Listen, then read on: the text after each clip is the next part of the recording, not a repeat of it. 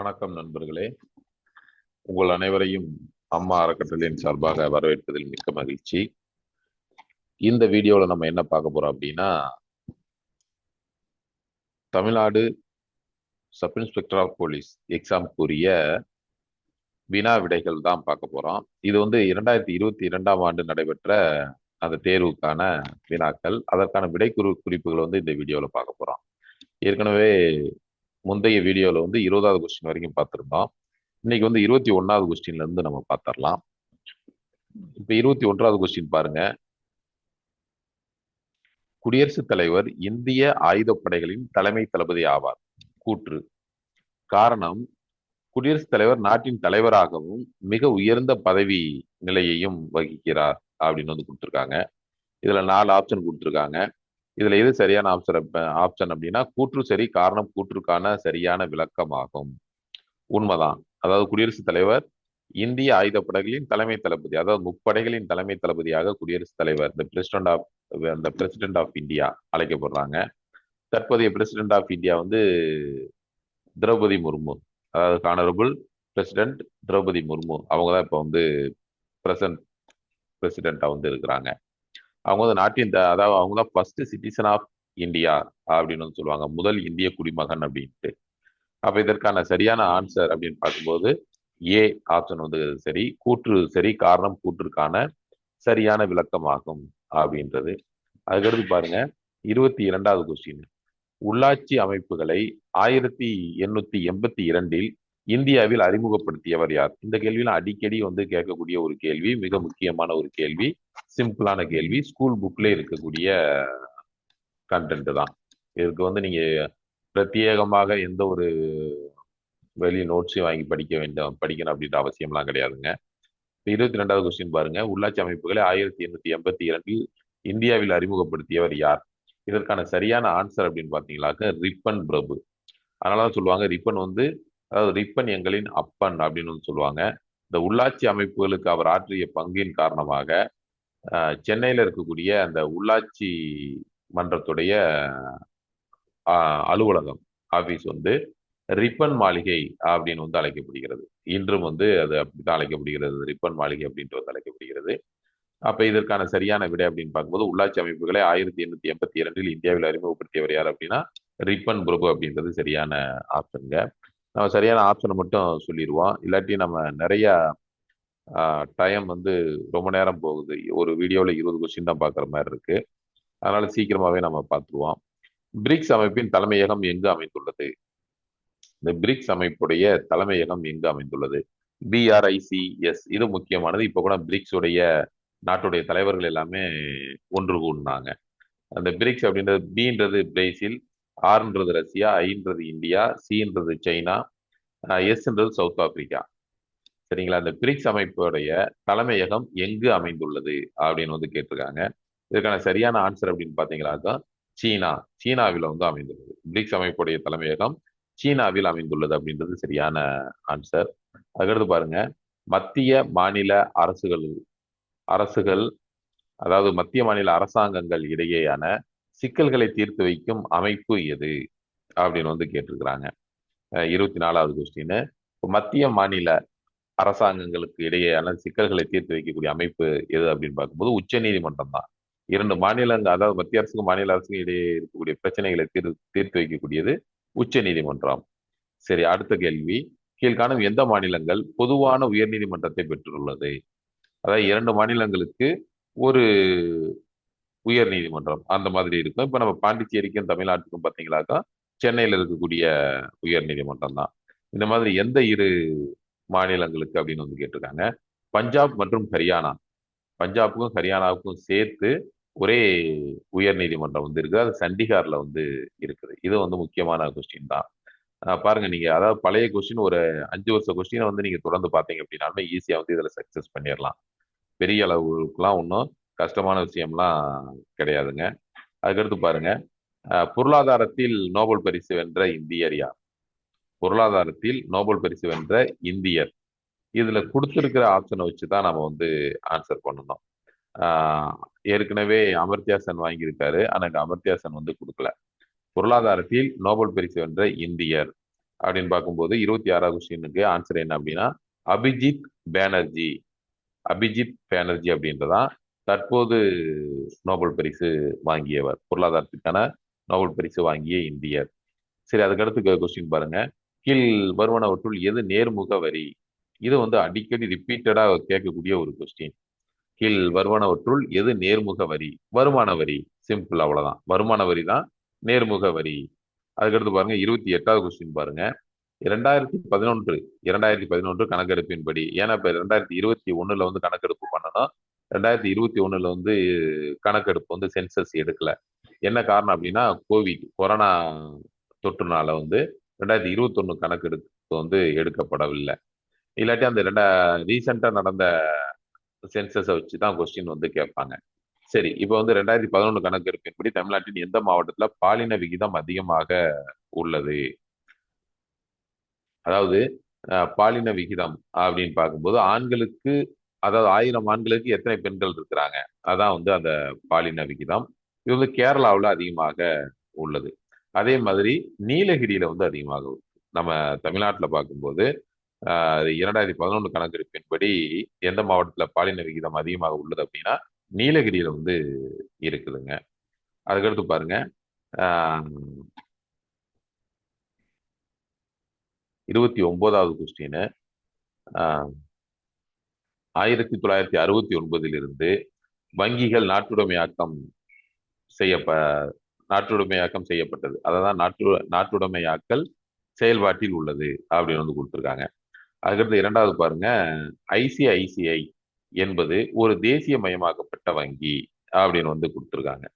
இப்ப இதுல எது சரி, கீழ்கண்டவற்றில் எது சரி அப்படின்றதான் இந்த கொஸ்டினுடைய சாராம்சம். 29வது கொஸ்டினுக்கு பாத்தீங்க அப்படின்னா ஒன்று மட்டும் சரி. ஆப்ஷன் ஏ, ஒன்று மட்டும் சரி. 1969 வங்கிகள் நாட்டுடைமை ஆக்கப்பட்டன, உண்மைதான். இந்திரா காந்தி பீரியட்ல நாட்டுடைமை ஆக்கப்பட்டன. ஆனா ஐசிஐசிஐ வங்கி என்பது ஒரு தேசியமயமாக்கப்பட்ட வங்கி கிடையாதுங்க. அதாவது இந்தியன் வங்கி, Indian Overseas bank, Canara bank, State Bank of India, இந்த மாதிரியான பேங்க் தான் வந்து தேசியமயமாக்கப்பட்ட பேங்க். ஐசிஐசிஐ வந்து தேசியமயமாக்கப்பட்ட பேங்க் வந்து கிடையாதுங்க. அடுத்து பாருங்க, இந்தியாவில் பங்குச்சந்தைகளை ஒழுங்குபடுத்துவது எது அப்படின்னு வந்து கேட்டிருக்காங்க. இது வந்து ஒரு முக்கியமான கொஸ்டின் தான், அடிக்கடி கேட்கக்கூடிய ஒரு கொஸ்டின் தான். நீங்க தமிழ்ல பாத்தீங்களா கூட உங்களுக்கு கொஞ்சம் கன்ஃபியூஷன் ஆகுற மாதிரி இருக்கும். இங்கிலீஷ்ல பார்த்தா ஈஸியா வந்து இருக்கும். ஆர்பிஐ, இந்திய ரிசர்வ் வங்கி, ministry of corporate affairs, SBI, SEBI அப்படின்னு வந்து கொடுத்துருக்காங்க. நீங்க அடிக்கடி நியூஸ்ல பாத்தீங்கன்னாக்கா செபி வந்து ரூல்ஸ் அண்ட் ரெகுலேஷன் போட்டிருக்காங்க அப்படின்னு வந்து அடிக்கடியான அந்த வார்த்தைகள் வந்து வரும். பங்குச்சந்தைகளை பத்தி பார்க்கும்போது பியர் மார்க்கெட், புல் மார்க்கெட் அப்படின்லாம் சொல்லுவாங்க. செபி அப்படின்ற வார்த்தையை வந்து அடிக்கடி கேள்விப்பட்டிருப்பீங்க. செபி தான் இதுக்கு வந்து சரியான ஆன்சர். 30க்கு வந்து இந்தியாவில் பங்குச்சந்தைகள் ஒழுங்குபடுத்தப்படுவது எது அப்படின்னா இந்திய பங்கு மற்றும் பரிவர்த்தனை வாரியம். இந்திய பங்கு மற்றும் பரிவர்த்தனை வாரியம் அதான் வந்து இந்தியாவில் இருக்கக்கூடிய அந்த பங்குச்சந்தைகளை ஒழுங்குபடுத்தக்கூடிய ஒரு அமைப்பாக வந்து இருக்குதுங்க. அதுக்கடுத்து பாருங்க, திகிரி அணை எந்த ஆற்றின் குறுக்கே கட்டப்பட்டுள்ளது? திகிரி அணை எந்த ஆற்றின் குறுக்கே கட்டப்பட்டுள்ளது அப்படின்னு வந்து கேட்டிருக்காங்க. பாகிரதி, திகிரி அணை வந்து எந்த ஆற்றின் குறுக்கே கட்டப்பட்டுள்ளதுன்னா பாகிரதி ஆற்றின் குறுக்கே கட்டப்பட்டுள்ளது. இந்த பாகிரதி எங்க இருக்கு அப்படின்னா மேற்கு வங்காளத்துல வந்து இருக்குதுங்க. மேற்கு வங்காளத்துல வந்து இந்த பாகிரதி இருக்குது. இந்த பாகிரதி வந்து இயற்கையாகவே வங்காளதேசத்தையும் இந்தியாவில் இருக்கக்கூடிய மேற்கு வங்கத்தையும் பிரிக்கக்கூடிய ஒரு நதியாக வந்து இருக்குதுங்க. சரி, ஓகே. அடுத்து பாருங்க, குறுகிய நில எல்லையை இந்தியா எந்த நாட்டுடன் பகிர்ந்து கொள்கிறது? அதாவது குறுகிய எல்லை அப்படின்னு பார்க்கும்போது பார்த்தோமாக இப்ப நேபாளம்னு பார்க்கும்போது நிறைய அதிகமான எல்லையை வந்து பகிர்ந்துக்கிறது. பூடான்னு அதே மாதிரி தான், சீனாவும் அதே மாதிரி தான், ஆப்கானிஸ்தான் தாங்க இதுக்கு சரியான ஆன்சர். குறுகிய நில எல்லையை இந்தியா எந்த நாட்டுடன் பகிர்ந்து கொள்கிறது? நீங்க இந்திய மேப்பு பார்க்கறத விட உலக வரைபடத்தை பார்த்தீங்களாக்க உங்களுக்கு வந்து நல்லா தெரியும். ஆப்கானிஸ்தானை தான் இந்தியாவுடைய அந்த குறுகிய எல்லையை வந்து பகிர்ந்து கொள்கிறது. மேல அந்த காஷ்மீர்ல இமயமலையில பார்த்தீங்களாக்க லைட்டா கொஞ்சம் தான் வந்து அந்த எல்லையை வந்து இந்தியாவோடு பகிர்ந்து கொள்கிறது. இந்தியாவுக்கும் ஆப்கானிஸ்தானுக்கும் இடையே இருக்கக்கூடிய எல்லைக்கோடு அப்படின்னு பார்த்தீங்களாக்கா தூரந்த் அப்படின்ற எல்லைக்கோடு. சரி, அடுத்த கொஸ்டின் பாருங்க. தேசிய சணல் வாரியத்தின் தலைமையகம் எங்கு அமைந்துள்ளது? இன்னொன்னு, சணல் எங்க அதிகமாக உற்பத்தி ஆகுது அப்படின்னு தெரிஞ்சாலுமே நீங்க இதுக்கு வந்து ஈஸியா வந்து ஆன்சர் பண்ணிடலாம். சணல் வந்து சென்னையிலேயோ டெல்லியிலேயோ உற்பத்தி ஆகுறதெல்லாம் கிடையாது. சணல்ன்றது ஒரு பயிர். நம்ம சணல் கயிறு அதுல இருந்தா வந்து வருது. இது எல்லாம் ஸ்கூல் புக்ல இருக்கிறதா. இதுக்கு வந்து நீங்க பிரத்யேகமாக எந்த ஒரு புக் வாங்கி படிக்கணும் அப்படின்ற அவசியம் வந்து கிடையாதுங்க. தேசிய சணல் வாரியத்தின் தலைமையகம் எங்கு அமைந்துள்ளதுன்னா கொல்கத்தா அப்படின்றது சரியான ஆன்சர். அதாவது மேற்கு வங்கம், பங்களாதேஷ் அங்கதான் வந்து சணல் அதிகமாக விளையுது. அதனால அந்த ஏரியாவில் வந்து சணல் வாரியத்துடைய தலைமையகம் வந்து அமைஞ்சிருக்கு. கொல்கத்தா அப்படின்றது சரியான பதில். அதுக்கடுத்து பாருங்க, தீபகற்ப பீடபூமி என்பது தக்கான பீடபூமியில் அமைந்துள்ளது. தீபகற்ப கூற்று, அதாவது தீபகற்ப பீடபூமி என்பது எனப்படும் தக்கான பீடபூமியில் தமிழ்நாடு வந்து அமைந்துள்ளது. அதுக்கடுத்து பாருங்க,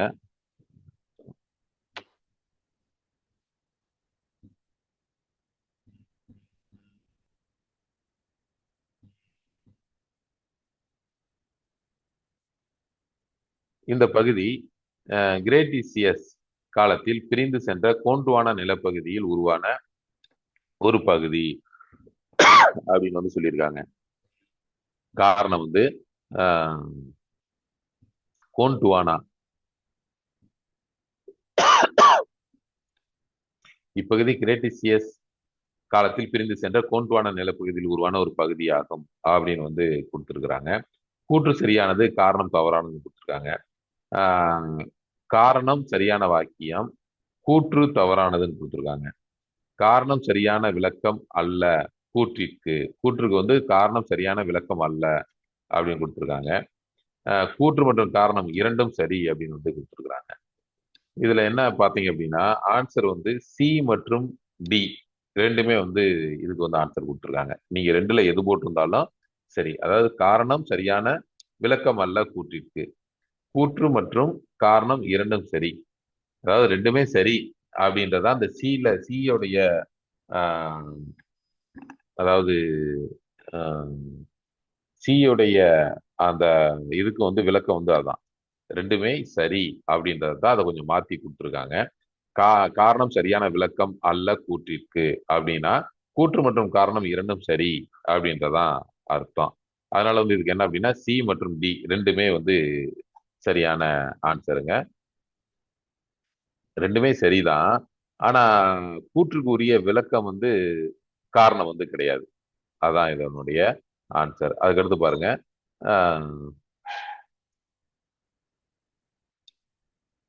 மலைவாழிடங்கள் மாநிலங்கள் வந்து கொடுத்துருக்காங்க. முசோரி, சிம்லா, மூணாறு, டார்ஜிலிங், இமாச்சல பிரதேசம், கேரளா, மேற்கு வங்கம், உத்தராகண்ட் கொடுத்துருக்காங்க. இதுல வந்து நிறைய மூணாறு வந்து, அதாவது ஒரு இதுக்கு நீங்க சரியா ஆன்சர் தெரிஞ்சிருந்தாலுமே நீங்க ஈஸியா ஆன்சர் பண்ணிடலாம் அப்படின்னு வந்து சொல்லுவாங்க. மூணாறு எங்க இருக்கு அப்படின்னா கேரளாவில் வந்து இருக்குது. அப்போ மூணுக்கு நேரா ரெண்டு வரணும். அப்ப எது ஆன்சர் அப்படின்னு பார்த்தா சி. சி மட்டும் கிடையாது, டீலயும் அதே மாதிரி வருது. அப்ப அடுத்ததுக்கு நீங்க ஆன்சர் கண்டுபிடிச்சீங்களா வந்து நீங்க ஈஸியா வந்து ஆன்சர் கண்டுபிடிச்சிடலாம். இந்த 35க்கு என்ன ஆன்சர் அப்படின்னா சி அப்படின்றத ஆன்சர். முசௌரி வந்து எங்க இருக்குன்னா உத்தராகண்ட் மாநிலத்துல வந்து இருக்கு. சிம்லா சிம்லா எங்க இருக்குது அப்படின்னா இமாச்சல பிரதேசத்துல வந்து இருக்குங்க. மூணாறு எங்க இருக்குது அப்படின்னா கேரளாவில் வந்து இருக்கிறது தான் மூணாறு. டார்ஜிலிங் எங்க இருக்குது அப்படின்னா மேற்கு வங்கத்துல வந்து இருக்குது. சிம்லா, முசோரி, டார்ஜிலிங், நைனிடால் இது எல்லாமே மலைவாழ் இடங்கள் அப்படின்னு வந்து படிச்சிருப்பீங்க. இதுவும் ஸ்கூல் புக்ல இருக்கிறதா. ஆப்ஷன் சி வந்து சரியான ஆன்சருங்க. அதாவது 36வது கொஸ்டின் பாருங்க. வெள்ளை ஒளி, அதாவது வெள்ளை ஒளி ஓர் ஊடகத்தினுள் செல்லும் போது எந்த நிறம் அதிக வேகத்தில் செல்லும்? வெள்ளை லைட், அதாவது ஒயிட் லைட், வெள்ளை ஒளி ஒரு ஊடகத்தினுள் செல்லும் போது எந்த நிறம் அதிக வேகத்துல வந்து செல்லும் அப்படின்னு வந்து கேட்டிருக்காங்க. 36க்கு வந்து சரியான ஆன்சர் அப்படின்னு பார்க்கும்போது சிவப்பு. சிவப்பு தான் வந்து சரியான ஆன்சர். அதுக்கடுத்து வந்து பொருள் ஒன்றில் மின் துகள்கள் இருப்பதை கண்டறிய பயன்படுத்தப்படும் கருவி எது? ஒரு பொருள் ஒன்றுல மின் துகள்கள் இருப்பதை கண்டறிய பயன்படுத்தக்கூடிய கருவி எது அப்படின்னு வந்து கேட்டிருக்காங்க. இதுக்கு வந்து சி, நிலை மின்காட்டி அப்படின்றது வந்து சரியான ஆன்சருங்க. நிலை மின்காட்டி, எலக்ட்ரோஸ்கோப், நிலை மின்காட்டி என்பது சரியான ஆன்சர். அதுக்கடுத்து பாருங்க 38வது கொஸ்டின். V = IR.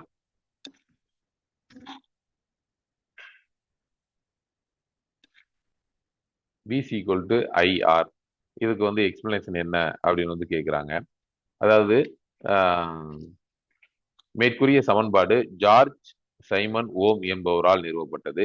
மேற்கூறிய சமன்பாட்டில் V என்பது மின் அழுத்தத்தையும், I என்பது மின்னோட்டத்தையும், R என்பது மின் தடையையும் குறிக்கும் அப்படின்னு வந்து கொடுத்துருக்குறாங்க. இதுக்கு வந்து எது சரியான ஆன்சர் அப்படின்னா ஏ மட்டும்தான் சரி. மேற்கூறிய சமன்பாடு ஜார்ஜ் சைமன் ஓம் என்பவரால் நிறுவப்பட்டது என்பது மட்டும்தான் சரி. அப்போ 38க்கு ஏ மட்டும் சரி. இது வந்து ஸ்கூல் புக்ல, சயின்ஸ் புக்ல இருக்கக்கூடிய கேள்வியை தான் அப்படியே டைரக்டா எடுத்து வந்து கொடுத்துருக்காங்க. அதுக்கடுத்து பாருங்க, எந்த அணுக்கள் இணைவினால் சூரியனில் ஆற்றல் உருவாகின்றன? அணுக்கரு இணையும் போது எந்த அணுக்கரு இணைகிறதுனால சூரியன்ல வந்து ஆற்றல் உருவாகுது அப்படின்னு வந்து கேட்டுக்கிறாங்க. இதுக்கு வந்து ஹைட்ரஜனிலிருந்து ஹீலியம், அதாவது ஹைட்ரஜனிலிருந்து ஹீலியம் இணைவதனால்தான் சூரியன்ல வந்து ஆற்றல் உருவாகிறது. 39க்கு வந்து சி, அதான் வந்து சரியான ஆன்சருங்க. இன்னொன்று இதுவுமே உங்க ஸ்கூல் புக்கில் இருக்கிறது தான் கேட்டிருக்காங்க. அதாவது 6th to 10th புக்கு பார்த்தீங்க அப்படின்னாலுமே நீங்கள் வந்து நிறையா ஈஸியாக வந்து நீங்கள் ஆன்சர் பண்ணிடலாம்.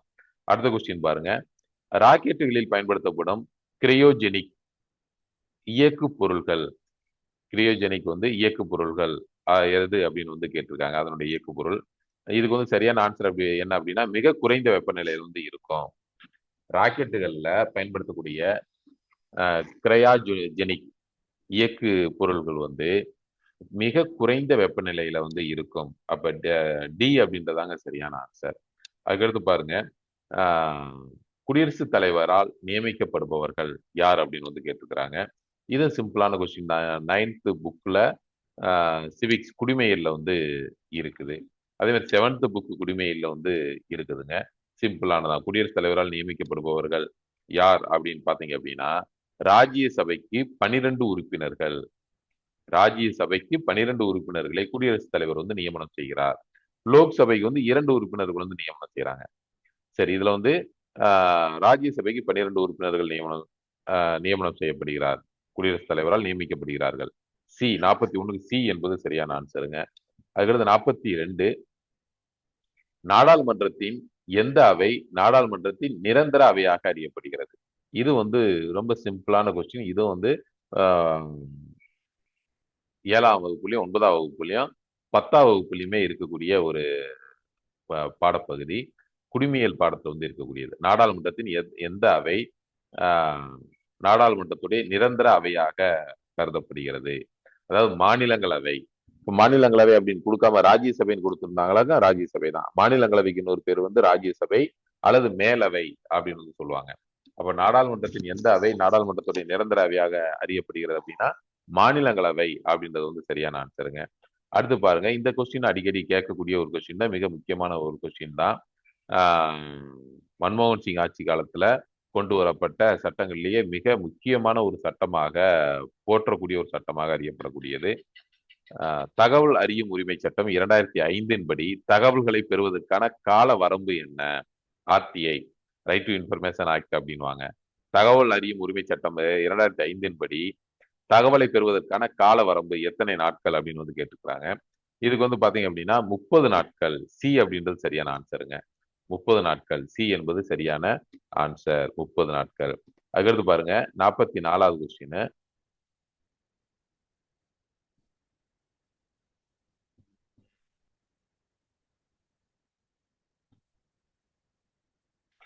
இந்திய தேர்தல் முறை டேஷில் பின்பற்றப்படும் தேர்தல் முறைகளை பின்பற்றி ஏற்றுக்கொள்ளப்பட்டது. அதாவது இந்திய அரசியலமைப்பு இதுல இருக்கக்கூடிய நடைமுறைகள் எல்லாமே உலக நாடுகள் முழுவதும் சுற்றுப்பயணம் செய்து டாக்டர் அம்பேத்கர் அவர்களால் இந்திய அரசியலமைப்பு சட்டமானது உருவாக்கப்படுகிறதுங்க.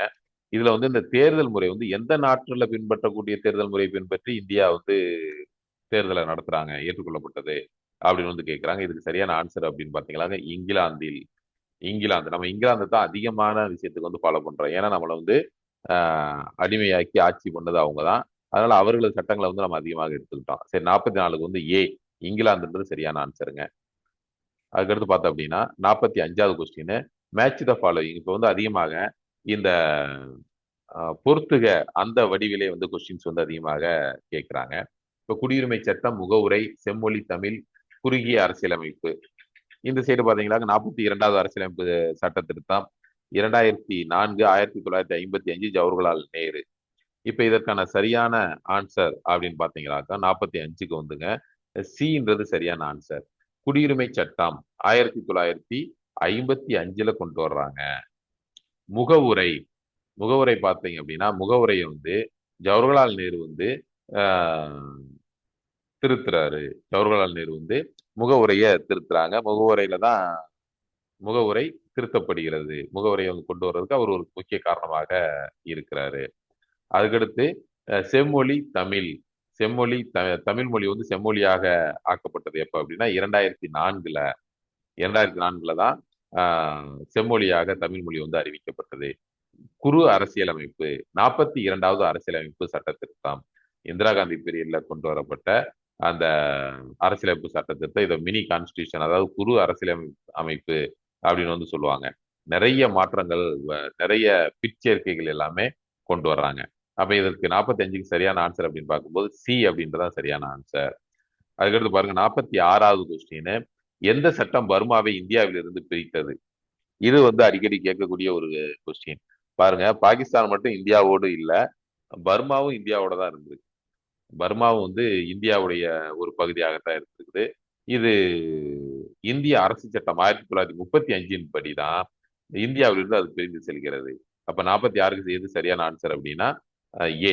எந்த சட்டம் பர்மாவை இந்தியாவிலிருந்து பிரித்தது அப்படின் போது இந்திய அரசு சட்டம் 1935. அதுக்கடுத்து பாருங்க 47வது கொஸ்டின். ராமநாதபுர ராமநாதம் அப்படின்னு கொடுத்துருக்காங்க. ராமநாதபுரம் தான், ராம்நாத் டிஸ்ட்ரிக்ட். ராமநாத ராமநாதபுர சிற்றரசை தொடங்கி வைத்த நாயக்கர் யார்? அந்த சேதுபதி அந்த பரம்பரையை வந்து தொடங்கி வைத்த நாயக்க அரசர் யார் அப்படின்னு வந்து கேட்டிருக்காங்க. இது வந்து ஒரு முக்கியமான ஒரு கொஸ்டின் தான், அடிக்கடி கேட்கக்கூடியது. நாயக்கர்கள்ல இருந்து அல்லது சேதுபதிகள்ல இருந்து ஒரு கொஸ்டின் வந்து எப்பயும் கேட்டுருவாங்க. முத்து கிருஷ்ணப்பர் 47க்கு வந்து ஆப்ஷன் ஏ வந்து சரியான ஆன்சருங்க. முத்து கிருஷ்ணப்பர் என்பது சரியான ஆன்சர். ராமநாதபுர சிற்றரசை தொடங்கி வைத்த நாயக்கர், மதுரை நாயக்கர் முத்து கிருஷ்ணப்பர். அதுக்கடுத்து பாருங்க 48வது கொஸ்டின். மாங்குளம் கல்வெட்டு பாண்டிய நெடுஞ்செழியன் பற்றி கூறுகிறது.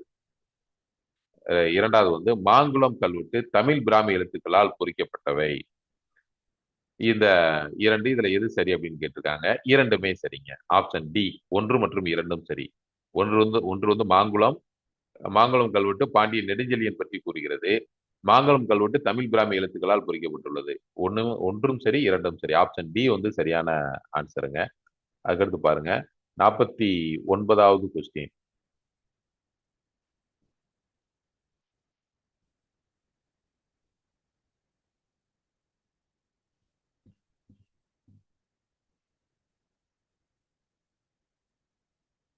நாற்பத்தி ஒன்பது. கீழ்கண்ட கூற்றுகளில் எவை உண்மையானவை, எவை சரி அப்படின்றதான் எவை உண்மையானவை அப்படின்னு வந்து கேட்டிருக்காங்க. இதுல பாத்தீங்க அப்படின்னா சங்க காலத்தில் அரசுரிமை பரம்பரையானது. சங்க காலத்தில் அரசுரிமை வந்து பரம்பரையானது. அரசன் கோ என அழைக்கப்பட்டார். இதுல எது சரி அப்படின்னு கேட்டிருக்காங்க. ஆப்ஷன் சி வந்து சரியான ஆன்சருங்க. 1 மற்றும் 2 சரி. ஒன்றும் சரி, இரண்டும் சரி. 1 மற்றும் 2 இரண்டுமே சரி. சங்க காலத்துல அரசுரிமை பரம்பரையானது. அப்பாவுக்கு அடுத்து பையன், அதுக்கடுத்து அவருடைய பையன், இந்த மாதிரி வந்து அரசுரிமை வந்து பரம்பரையா இருந்தது. அரசர் வந்து கோ. கோ அப்படின்னா அரசன், தலைவன் அப்படின்னு வந்து அர்த்தம். இதை வைத்துதான் சினிமா படம் கூட ஒரு கோ அப்படின்னு ஒரு படம் வந்து எடுத்தாங்க. அப்ப அரசன் கோ என அழைக்கப்பட்டார். இரண்டுமே வந்து சரிதாங்க. அதுக்கடுத்து பாருங்க பொறுத்துக. அதாவது புனித டேவிட் கோட்டை.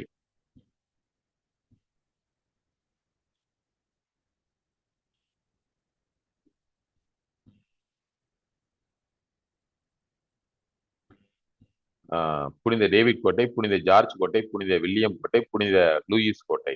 இந்த சைடு பாத்தீங்களா கல்கத்தா, பாண்டிச்சேரி, சென்னை, கடலூர். இது வந்து அடிக்கடி கேட்கக்கூடிய ஒரு கொஸ்டின் தான். அதாவது 20 வருஷத்துக்கு முன்னாடி கேட்கப்பட்ட அதே கேள்வி தான் இப்பயும் மாத்தி கேட்கிறாங்க. ஒன்றும் பெரிய அளவுல வந்து வித்தியாசமாலாம் கேட்கல. அஹ் முன்னாடி வந்து டேஸ் அப்படின்ட்டு ஒரு கேள்வியா கேட்பாங்க. இப்போ வந்து 4 கேள்வியை சேர்த்து ஒரு கேள்வியா பொறுத்துக்க, அந்த மாதிரி வந்து கேட்குறாங்க. அவ்வளவுதான் வித்தியாசம். அப்ப இந்த 50வது கொஸ்டினுக்கு என்ன ஆன்சர் அப்படின்னா பி. பி வந்து சரியான ஆன்சருங்க. புனித டேவிட் கோட்டை, கடலூர்ல இருக்கிறது பேர் புனித டேவிட் கோட்டை.